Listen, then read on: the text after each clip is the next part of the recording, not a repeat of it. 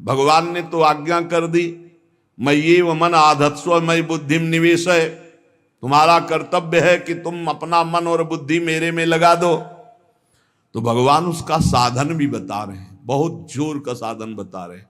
मन बुद्धि भगवान में कैसे अर्पित हो, तो श्री भगवान कह रहे मच्चित्ता मदगत प्राणा बोधयन्तः परस्परम कथयन्तश्च माम नित्यम तुष्यन्ति च रमन्ति च तेषां सततयुक्तानां भजतां प्रीतिपूर्वकं ददामि बुद्धियोगं तं येन मामुपयान्ति ते तेषामेवानुकंपार्थ।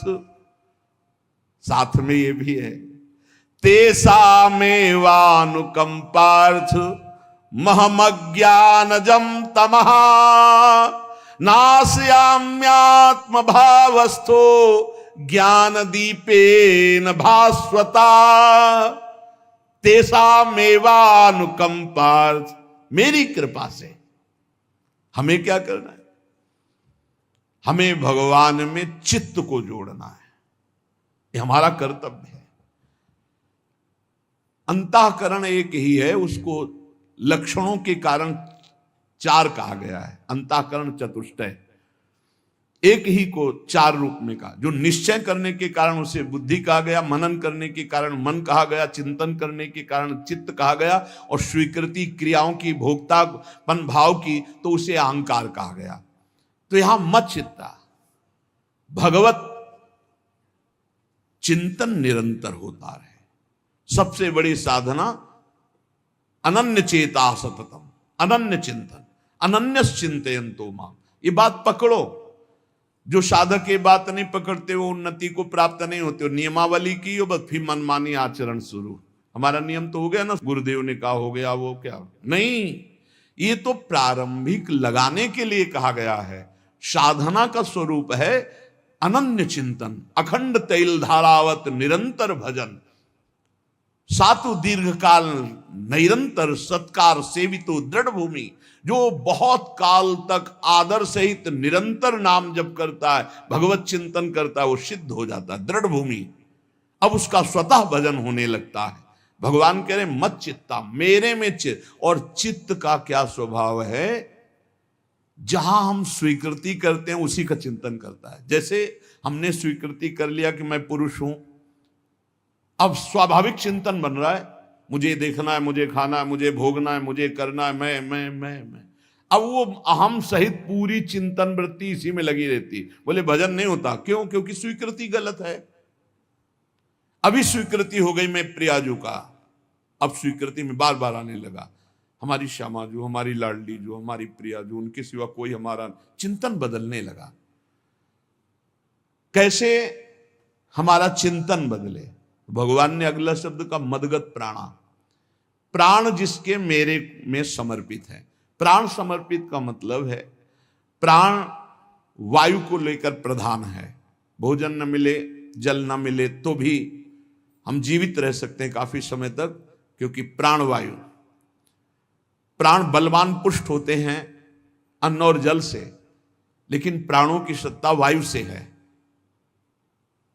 ये जो श्वास प्रश्वास है, भोजन हमें 4-6 दिन न मिले तो आराम से दिनचर्या चल सकती है। पानी 8-10 दिन न मिले तो भी दिनचर्या चल सकती है, ऐसा नहीं कि मर जाएंगे। लेकिन 2 मिनट वायु ना मिले तो मर जाएंगे, 2 मिनट वायु ना मिले तो प्राण नष्ट हो।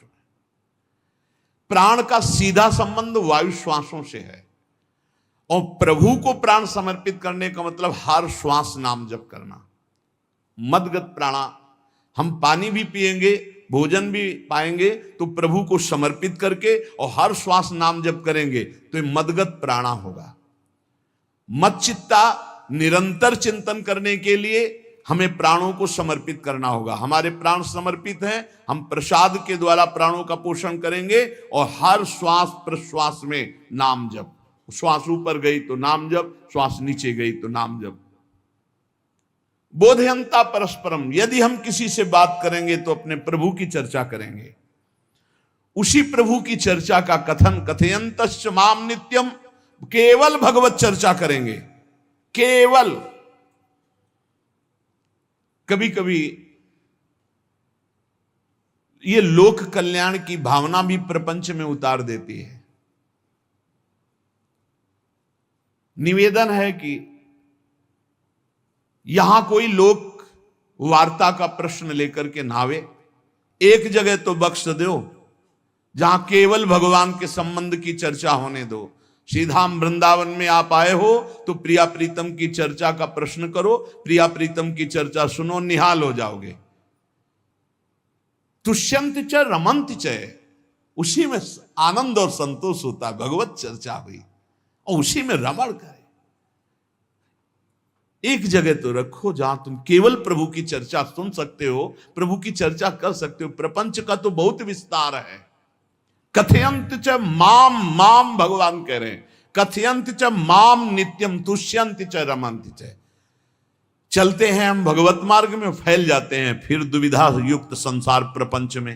केवल भगवत चर्चा, कथयंत च माम, भगवान केवलम, केवल माम, मेरा, प्रियालाल की सिवा और कोई चर्चा नहीं। बार बार बोर्ड लगवा देते हैं, श्यामा श्याम की चर्चा के सिवा यहां कोई चर्चा न की जाए। आपको अगर आशा है कि यहां से कोई काम बनते हैं तो हम पहले आपको बता देते हैं हम असमर्थ हैं, हमारे में कोई सामर्थ्य नहीं है। हम केवल प्रभु की चर्चा करते हैं, प्रभु का नाम जपते हैं, प्रभु के लिए जीवन है, बस इतनी बात है। जो प्रभु में डूबना चाहता है वो आए, स्वागत है। इसके अलावा ना कोई आशीर्वाद, ना कोई तंत्र मंत्र, ना कोई जंतुर, ना किसी भी तरह की कोई ढांढस वृत्ति बना सकते हैं कि जाओ तुम्हारा ये ठीक हो जाए, तुक्का लग जाए, ठीक हो जाए, तुम्हारे भाग्य की बात है। यहां से कोई चमत्कार नहीं, यहां एक ही चमत्कार है, मलिन मन को श्री भगवान में लगा देना, जीवन को जीवन मुक्त अवस्था में पहुंचा देना। निर्विकारता की स्थिति प्राप्त करने के लिए साधु समागम है। भगवान का आदेश है, यदि मुझे अनुभव करना चाहते हो, इसी जन्म में परमानंद की प्राप्ति करना चाहते हो, तो मय्येव मन आदत्स्व मयि बुद्धिम निवेश है। कैसे करोगे? तो भगवान कह रहे मत चित्ता, मेरे में चित्त लगाओ। चित्त कैसे लगेगा? चूंकि हम प्राणों से बहुत प्यार करते, देह प्राण ते प्रिय कछुनाई, इसलिए भगवान को कहना पड़ा प्राण मेरे को समर्पित करो। कैसे समर्पित करें? जो खाओ पियो भगवान को भोग लगा के, और रात दिन नाम जप में, हर श्वास में भगवत चिंतन। अगर वार्ता करनी तो बोधयंता परस्परम कथयंतश्च माम नित्यम, केवल मेरी चर्चा। बड़ा दुर्लभ हो रहा है, भगवत चर्चा होना बड़ा दुर्लभ हो रहा है। भैया ये सब सुनहु भरत भावी प्रबल, बिलख कहो मुनिनाथ, हानि लाभ जीवन मरण जस अपजस विधिहात। जब कर्मों का फल भोगने का आया तो महात्मा जी, और जब पाप कर्म करने जा रहे थे तो पूछ लेते हमसे कि हम पाप कर्म करने जा रहे हैं, आपकी अनुमति है क्या? तब नहीं, तब किसी ना भगवान की याद की, न गुरु की याद की, मनमानी आचरण किए। तो अब भोग आया है, अब भोग लो, उसको भोगना पड़ेगा, वो यहीं मिलेगा तुम्हें। पति पत्नी परिवार संसार मित्र, इन्हीं में सब कलह अशांति मारपीट नाना प्रकार का। अरे पूछो मत, भगवान के चरणों का जब तक आश्रय नहीं लोगे तो यहां का ये प्रेम विवाह, यहां का प्रेम तुम्हें शांति प्रदान नहीं कर सकता। भगवत भाव रखोगे, हर परिस्थिति को शांति पूर्वक निर्वाह। ये जीवन काटना भी एक कला है। मनुष्य जीवन कोई पशु जीवन नहीं है। अगर अध्यात्म नहीं तो आप इसको जी नहीं सकते, आप इस जीवन को नहीं जी सकते। अशांत रहोगे, क्लेशित रहोगे, परेशान रहोगे। जीवन की कला है द्वंद्वों में समता, संपूर्ण जगत में रहते हुए ममता रहित हो जाना, संपूर्ण क्रियाएं करते हुए अहंकार रहित हो जाना। अभी जीवन मुक्तता का आनंद आ जाए तो मत चित्ता मदगत प्राणा बोधयंता परस्परम कथयंत च माम नित्यम तुष्यंत च रमंत च। हमारा उद्देश्य भगवत प्राप्ति का है। जो भगवत संबंध से भगवत प्राप्ति करना चाहता है उसके लिए दरबार खुला है, फ्री है, कोई फीस नहीं है, कोई शर्त नहीं है। तुम कौन हो, कहां के हो, कोई मतलब नहीं। आपका केवल संबंध भगवान के संबंध से वार्ता होगी तो यहां हो सकती है। इसलिए सावधानी होकर हमारे समय को निरर्थक ना किया जाए। बहुत कीमती समय। जब प्रश्न होता है तो फिर उस पर चर्चा करनी ही होती है। हमें सिर्फ भगवान का आदेश है, कथयंतश्च माम नित्यम तुष्यन्ति च रमन्ति च, उसी में संतोष करना, उसी में रमण करना है। हमारा भरण पोषण श्री प्रिया जी से होता है, किसी व्यक्ति से नहीं होता है।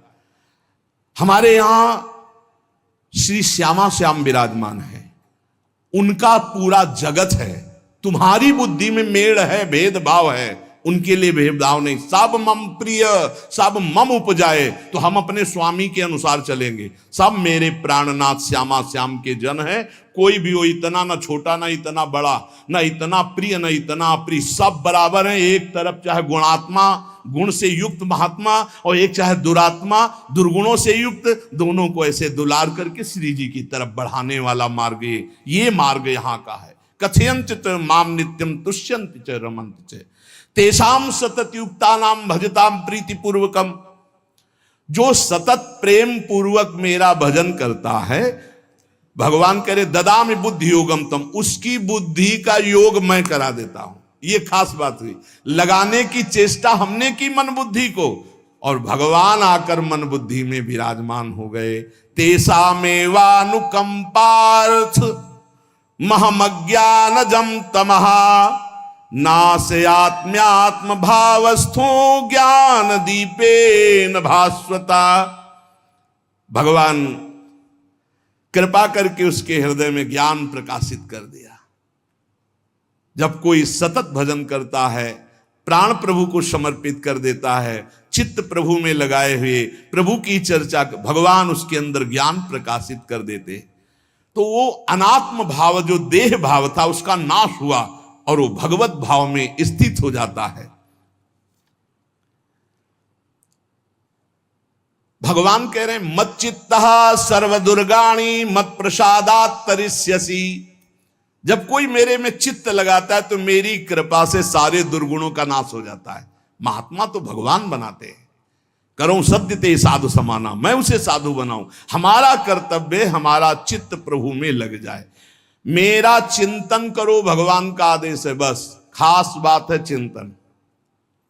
हमारी प्रारंभ से विशेष श्रद्धा इसी बात में रही गुरु शब्द पे, कि रात दिन कोई भी चेतना युक्त क्षण ऐसा ना जाए जिसमें भगवत विमुख होता हो। बस इसी बात की साधना जीवन भर रही। प्रारंभ में गुरुदेव ने कह दिया जब तक चेतना है तुम्हारे में, तो तुम्हारा जागृत अवस्था का चेतना युक्त एक भी क्षण व्यर्थ नहीं जाना चाहे। तो गुरु कृपा से यही प्रयास रहा है कि हमारा एक भी मिनट भगवान से विमुख न जाए। पूर्व में ऐसी स्वभाव वृत्ति बनाई थी कि लोगों को ये शंका होती थी कि ये बोल पाते हैं कि नहीं बोल पाते हैं, अर्थात इनके वाणी है कि नहीं है। मूक, मौन, जटाओं का बोझा, एक वस्त्र, बस शांत। बुलाया गया, घंटा बजा तो पहुंच गए, प्रसाद लिए, उसमें एकांत, हर समय मंत्राग। कथा में बैठे हैं, अनुकूल वचन आया तो सुन लिया, नहीं पूरा का पूरा सत्संग ऐसे ही चला गया। और हमारा मंत्र चल रहा है, एक क्षण भी मंत्र से बिलग नहीं। हमारा कर्तव्य है केवल चिंतन। चिंतन करोगे तो अभी मुक्त हो, अभी परिणाम में नहीं। अभी हम राधा बोल रहे हैं, अभी प्राण निकले, अभी श्री जी के पास पहुंच जाएंगे। भगवान की कृपा का बल और साधन का तुम्हारा पूरा प्रयास, प्रयत्न। ध्यान रखो, दो से सिद्धि प्राप्त होती है, भगवान की कृपा का बल और आपकी पूरी साधना का प्रयास, प्रयत्न, कायरता नहीं। भगवान की कृपा का बल और तुम्हारा पूरा प्रयास, पूरा प्रयत्न। देखो, भगवान की दर्शन वृत्ति हृदय में जागृत हुई ध्रुव जी के पद को लेकर, कामना को लेकर। मैं भगवान का साक्षात्कार करूंगा, उनसे वरदान मांगूंगा कि मुझे सबसे श्रेष्ठ पदवी की प्राप्ति हो। चले, भगवान नारद जी मिले। पहला प्रलोभन, चलो अभी तुम्हें इस सम्राट पद पर नकार दिया। फिर भय, सांप हैं, बीछी हैं, जंगल के बड़े, और फिर यक्ष राक्षस, न जाने कौन कौन है। तुम अभी बालक हो, तुम्हें खा जाएंगे, तुम क्या तपस्या करोगे, क्या भजन। नहीं, इससे भी नहीं टिके। कुछ भी हो कदम वापस नहीं जाएंगे, अब तो हरि की प्राप्ति। तो गुरु मंत्र दे दिया। 6 महीने बहुत ही देह भाव रहित होकर उच्च कोटि की साधना की। बालक होने पर यही मथुरा में, मधुपुरी में देह भाव रहित होकर के, क्योंकि जंगल में ऐसे ऐसे मच्छर बड़े बड़े ना, एक मच्छर मारे तो पूरा होश खराब हो जाए, पूरी चेतना जागृत। तो उस 5 वर्ष के राजकुमार के शरीर में कितने मच्छर चिपके रहे होंगे, क्या क्या भयावह। हमने तो सेनपुर में देखा, आसन लगाए बैठे, काला नाग सांप ऐसे फुसकार रहा है। पूरा दृढ़ निश्चय है कि अगर ये काटने का समय है तो काट लेगा, नहीं काटना तो बिल्कुल नहीं काटेगा, बैठे रहो। वैसे पास से निकल गए, छाती से भी निकल गए हैं। निश्चय है कि अगर काटना है काट। सैकड़ों बिच्छू, कभी ऐसे डंक नहीं मारा। और अगर काटना हो मारना हो ना तो बढ़िया महल में बैठे हो तो वहां जाके काट लेंगे। ध्रुव जी अपनी निष्ठा से कभी नहीं विचलित हुए। अब जब भगवान सामने आए तो आखिरकार 5 वर्ष के बालक घबरा गए। भगवान का तेज, भगवान का रूप, भगवान की महिमा। भगवान मुस्कुराए, कृपा दृष्टि से देखे, बल मिला, भगवान को देख पा रहे हैं। अब मन में आया कि मैं स्तुति कैसे करूं, क्योंकि कोई ज्ञान तो है नहीं। भजन किया, भगवान की प्राप्ति हो रही, लेकिन अब कोई ऐसा ज्ञान तो है नहीं जिससे भगवान का स्तवन करे। भगवान की तरफ देख करके कुछ कहना चाहते हैं, पर क्या भगवान को कहें ये ज्ञान नहीं। तो भगवान ने अपने ज्ञान स्वरूप शंख का ध्रुव जी के कपोल पे स्पर्श करा दिया। जो भगवान कह रहे, ज्ञान तो मेरी कृपा से होता है। अभी पीछे श्लोक में भगवान ने कहा, तेसा मेवानुकंपार्थ महमक ज्ञानजम तमः नाशयाम्यात्म भावस्थो। अनात्म भाव का ये जो आत्मस्वरूप अनात्म देह में भाव आ गया है, इसके नाश का जो ज्ञान होता है ये भगवान की कृपा से होता है। जे भी संग छुआया दिव्य ज्ञान और भगवान की दिव्य स्तुति की। तो ये देखा जाता है कि भगवान की कृपा से ही साधक में दिव्यता आती है, दिव्य ज्ञान आते हैं। पर प्रयत्न अपना होना चाहिए। प्रयत्न था तभी तपस्या में आए, नहीं तो प्रलोभन में फंस जाते या भय में डर जाते। ना प्रलोभन में फंसे चक्रवर्ती सम्राट पद देने पर, और ना भय में फंसे कि सांप बिच्छी और सिंह खा जाएगा, इससे भयभीत नहीं हुए। और प्रयत्न इतनी जोर का किया, आप भागवत में पढ़ लीजिए, देह भाव रहित होकर कितना कठोर तप, 6 महीने में भगवत साक्षात्कार। आत्मबल, भगवत कृपा बल। ये मन है बहुत डराता है, कैसे जिएंगे, बुढ़ापे में कौन सेवा करेगा, क्या दुनिया का प्रपंच खड़ा कर देता है। इसको इसी ज्ञान से काटो, भगवान है ना, भगवान सब करेंगे। भगवान के लिए हमने जीवन दिया है, ये जीवन भगवान के लिए हार। अरे दिव्य हो जाओगे, रिद्धियां सिद्धियां हाथ जोड़े खड़ी रहेंगी। भगवान जानते हो क्या भगवान है। हम एक बार भगवान के नाम पर अपने आप को न्यौछावर तो करके देखें, पर यह अहंकारी जीव मानता नहीं है। यह अहंकार का बल लिए रहता है। आसुरी प्रकृति है ये अहंकार। अहंकारम बलम दर्पम कामम क्रोधम च संश्रिताः। जिसके अंदर ये आसुरी प्रवृत्ति अहंकार होता है, उसमें काम क्रोध लोभ ये भरपूर होते हैं। कहां से भगवत प्राप्ति हो। जहां ये दुश्मन रहते हैं वो घर तो तुमने सुरक्षित दे रखा है दुश्मनों को। आसुरी प्रकृति को तुमने, अहंकार को अपना स्वामित्व दे रखा है।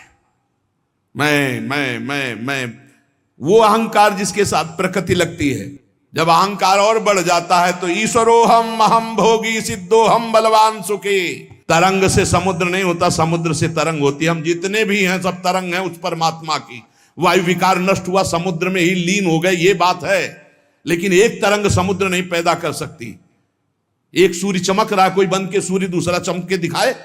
बहुत सावधानी से उपासना करो। ये अहंकार, भगवान कह रहे हैं, भगवान ये जो अहंकारम बलम दर्पम कामम क्रोधम च संश्रिताः, इस अहंकार को नहीं मिटाया तो ये अनुभव कराने लगता है और 4 बोलने लगते हैं कि आप तो भगवान हैं। तो धर्म सम्राट करपात्री जी, इतने सिद्ध महापुरुष, और विश्वेश्वर विश्वनाथ जी की स्थापना करके रात दिन आराधना। काशी में बड़े बड़े सिद्ध महापुरुष भगवान शिव की आराधना करते। बड़े बड़े सिद्ध महापुरुष भगवती अम्बा की आराधना करते। ये कौन सा ज्ञान प्रकट हो जाता है जो भगवत स्वरूपों का अपमान होने लगता है? मुझे यही समझ में नहीं आता। गुरु रूप से हमें शास्त्र के आचरण देने आए, मनमानी भ्रष्टाचार सिखाने नहीं आए। आज तक कभी कहीं भी भगवत स्वरूपों का अपमान महापुरुषों द्वारा नहीं हुआ। महापुरुष और भगवान में अंतर नहीं, पक्का मुझे विश्वास। हम तो चराचर जगत को भगवत स्वरूप मानते हैं, लेकिन आचरण कराने के लिए आचार्य गुरुदेव जैसे चले हैं वैसे ही चलना होता है। सदैव संतों ने अपने को अधम और तुच्छ और नीच कहा है। हनुमान जी जैसा कोई ज्ञानी, महाबली, कोई त्यागी, कोई ब्रह्मचारी, बैरागी, हनुमान जी जैसा कोई त्रिभुवन में द्वितीय हुआ हो तो बता दो। अतुलित बलधामम हेम शैलाभदेहम दनुजवन कृशानुम ज्ञानिनाम अग्रगण्यम। अरे जय गिर चरण दे हनुमंता चले उसगा पाताल तुरंता। हजार हजार को पकड़ के कछु मारिस कछु मर्दिस कछु मिले से धर धूरी। अब विभीषण जी से कैसे परिचय बता रहे? प्रात ले जो नाम हमारा तेहि दिन ताहि ना मिले आहारा। असमय अधम सखा सुनु मोहु पर रघुबीर। क्या दैन्यता का स्वरूप हनुमान जी महाराज। भगवान से जब हनुमान जी मिल रहे तब उनसे प्रभु आप पूछ रहे हो कि तू नाथ एक मैं मंद मोह बस ज्ञानी नाम अग्रगण्यम। एक मैं मंद मोह बस कुटिल हृदय अज्ञान पुनि प्रभु मोहि विसारेऊ दीन बंधु भगवान। जय प्रणतारित भंजन चरणों में लौट गए हनुमान जी महाराज। सबरी जी भगवान सामने बैठकर स्तुति करते हैं। जो नवधा भक्ति है वो उपदेश नहीं है, सबरी जी की स्तुति है। ये सब भक्ति सबरी जी में विराजमान, क्योंकि उसी समय सबरी जी भगवत धाम जाती है तो उपदेश तो उसको दिया जाता है जो आचरण में उतारे। सबरी जी तो सिद्ध महापुरुष अभी भगवत धाम जा रही भगवान के सामने ही। वो क्या कहती? अधम ते अधम अधम अति नारी तिन मह में मति मंद अघार। हरिवंश महाप्रभु क्वाहम तुच्छ परम अधम प्राण्य हो गर्ह कर्मा यत्तन्नाम स्फुरति महिमा हरेश वृंदावनस्य। इन सब बड़े बड़े आचार्य महापुरुषों ने भगवान की दास्ता स्वीकार करके जीवन अर्पित करके आचरण करके दिखाए।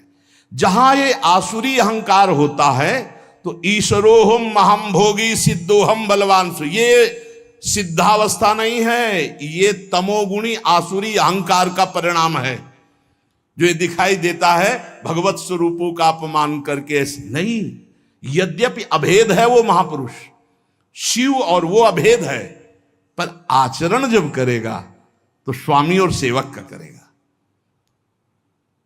काशी नगरी सिद्धों की नगरी है, ज्ञानियों की। देखा बड़े बड़े सिद्ध परमहंस जाते हैं शंकर जी के दर्शन करने, विश्वनाथ जी के, तो जिनके कमंडल भी नहीं, दिगंबर है ना, तो वो भी ऐसे हाथ उठा के नमः पार्वती पते और बस ऐसे सर झुकाए खड़े रहते हैं। जल भी नहीं है, पत्र भी नहीं है, ऐसे वो हम सब खड़े खड़े घंटों खड़े रहते। तो वहां के शिव पार्षदों से ऐसा करुणा में प्रेम हो गया था कि वो हमें नहीं हटाते थे, तो एक कोने में घंटों खड़े रहते थे और दर्शन करते रहते थे भगवान विश्वनाथ जी। तो जैसे ऐसे अवधूत आते, न कोई जल का कमंडल है, न कोई पत्र है, न पुष्प, नजदीक गए और नमः पार्वती पते हार हार महादेव, बस सर झुकाए, ये है। और स्वयं शिव स्वरूप है, इतना अंतर नहीं ब्रह्मबोध में। भक्तों में भी कभी कभी आम प्रकट होता है, वो वाणी से आपको दिखाई देगा, लेकिन वो आसुरी अहंकार नहीं होता। ध्यान रखना, ये उनका भागवतिक बल होता है, ये आसुरी अहंकार नहीं होता। जैसे जनक जी की सभा लगी हुई है, भगवान श्री राम लक्ष्मण जी विराजमान है विश्वामित्र जी के समीप बड़े सौम्य भाव से। जनक जी महाराज ने देखा कि बड़े बड़े वीर आए पर धनुष यज्ञ में धनुष को अजगों को कोई उठा ही नहीं पाया, खंडन की तो बात जाने दो। रावण बाणासुर आया, आरती प्रणाम करके चले गए। अब आशा ही खत्म हो गई, कोई उठाने वाला ही नहीं, तो उन्होंने कहा वीर विहीन मही मैं जानी। अब मैं आज जान गया कि पृथ्वी वीरों से रहित हो गई। अगर मैं ऐसा जानता कि इस भूमंडल में कोई वीर ही नहीं, अजगों का खंडन करने वाला,